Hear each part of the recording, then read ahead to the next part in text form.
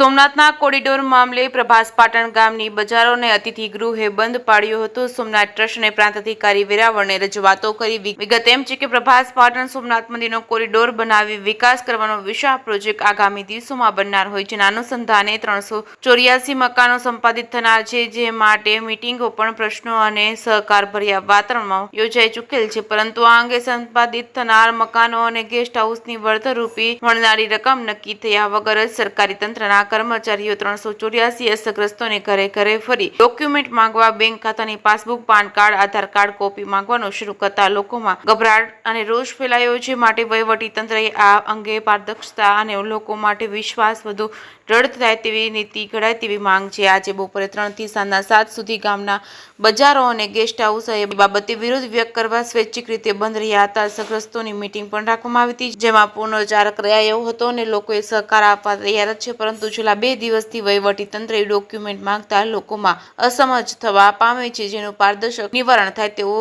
સૂર ઉઠ્યો છે। જે કે ગુજરાતી સાથે મહેશ વાજા, સોમનાથ।